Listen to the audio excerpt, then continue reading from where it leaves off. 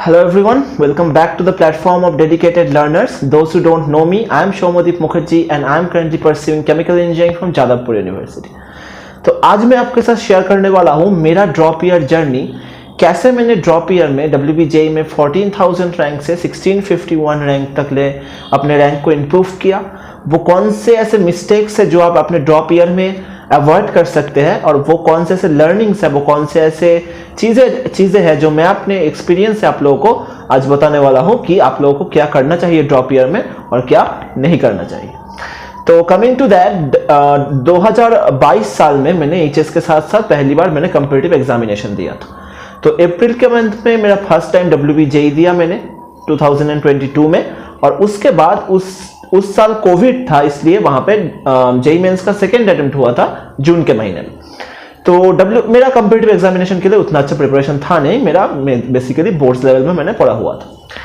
तो जब मैंने कंपीटिटिव एग्जामिनेशन दिया, WBJE दिया, जेईई मेंस का फर्स्ट अटेम्प्ट दिया, तो मुझे पता चल गया था कि मेरा कंपीटिटिव एग्जामिनेशन के लिए उस तरीके से मैंने प्रैक्टिस नहीं है, उस तरीके से मैंने कॉन्सेप्ट बिल्ड नहीं है।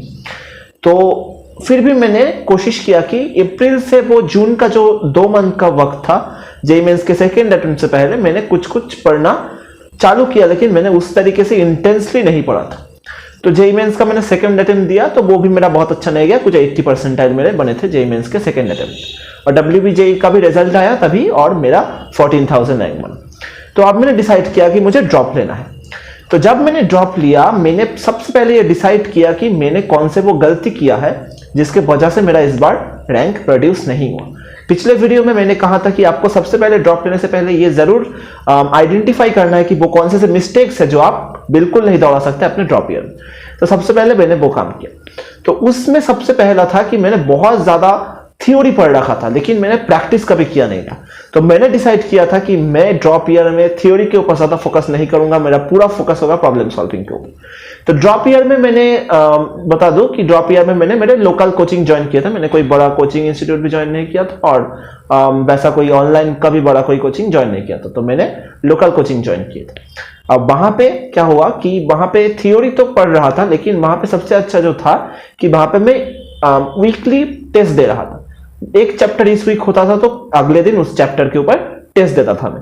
तो वो बहुत ज्यादा मुझे हेल्प कर रहा था और मुझे लग रहा था कि मेरा प्रिपरेशन बहुत अच्छा चल रहा है। तो आपको भी यही करना है कि इस वीक में अगर आपने कोई चैप्टर पढ़ लिया है तो अगले वीक में आपको उस चैप्टर के ऊपर टेस्ट देना है।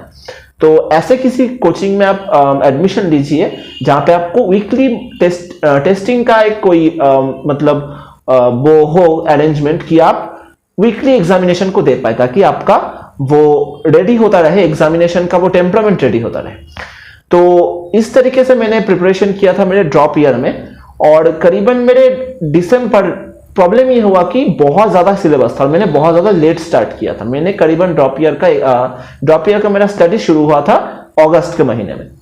आपके पास वो वक्त है कि अभी अप्रैल का मंथ खत्म हो रहा है, तो आपके पास वक्त है कि अगर आप डिटरमाइंड है कि आपको ड्रॉप लेना है, अगर आपने डिसाइड कर लिया कि आपको ड्रॉप लेना है, तो आप अभी से स्टार्ट कीजिए। स्टार्ट अर्ली, आपके पास अभी पूरा 1 साल आपको मिल जाएगा। तो मैंने बहुत लेट शुरू किया था। अब अगस्त के महीने में मेरे ड्रॉप ईयर का स्टडी शुरू हुआ और जेईई मेंस का फर्स्ट अटेम्प्ट था मेरा जनवरी में। तो मेरे पास करीबन 4-5 महीने थे सिलेबस खत्म करके मेंस के लिए प्रिपरेशन करने के लिए। तो वो मैंने कुछ किया और मेंस के फर्स्ट अटेम्प्ट में मेरे 90 परसेंटाइल बने, जो कि खराब भी नहीं है लेकिन उतना अच्छा भी नहीं। तो उसके बाद मेरा जेईई मेंस का सेकंड अटेम्प्ट आया और WBJE आया।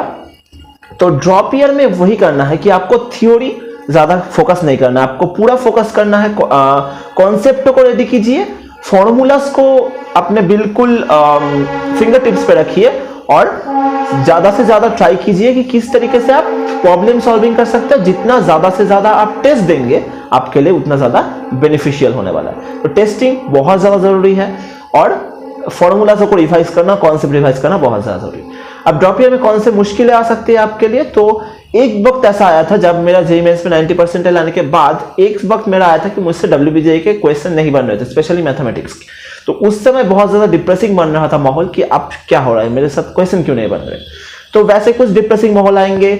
जेईई मेंस के सेकंड अटेम्प्ट के पहले मेरे मॉक टेस्ट के नंबर थोड़े से ग्रेजुअली डिक्रीज हो रहे थे, तो वो कुछ डिफिकल्ट सिचुएशन आ सकते हैं। लेकिन ड्रॉप ईयर में यही है कि आपको आपका टेम्परामेंट बहुत ज़्यादा हाई रखना पड़ेगा, मोटिवेशन बहुत ज़्यादा हाई रखना पड़ेगा, कॉन्फिडेंस आपको बहुत ज़्यादा हाई रखना पड़ता है और बहुत ज़्यादा आपको फोकस्ड रहना पड़ता है। तो ड्रॉप ईयर में अगर आपके फ़ोन में बहुत ज़्यादा सोशल मीडिया है, बहुत ज़्यादा सोशल मीडिया से डिस्ट्रैक्ट होती है, सब हटा दीजिए। मैंने फेसबुक, इंस्टाग्राम सब हटा दिया था अपने ड्रॉप ईयर जर्नी में। तो आपको कुछ सैक्रिफाइसेस करने पड़ेंगे, आप बाहर नहीं जा पाएंगे कुछ महीनों के लिए, लेकिन अगर आपने वो कर लिया और फिर आपको एक अच्छा कॉलेज मिल गया तो वो सारा जो आपका मेहनत है वो ज़रूर कुछ एक रंग लाएगा। तो आपको वही ट्राई करना है कि जितना हो सके आप मोटिवेटेड रहिए, कम डिस्ट्रैक्टेड रहिए और फोकस रखिए आपने कि कौन से वो गलती आपने जो किए थे जिसके वजह से आपका इस साल रिजल्ट प्रोड्यूस नहीं हुआ और आपको ड्रॉप लेना पड़ रहा है, वो ज़रूर अपने माइंड में रखिए, तो आपका रिजल्ट ज़रूर अच्छा जाएगा। तो यही मैंने कुछ अपना ड्रॉप ईयर का थोड़ा सा जर्नी शेयर किया। सो आई होप कि आपको थोड़ा सा कुछ हेल्प हुआ होगा इस वीडियो से। So thank you very much, keep watching.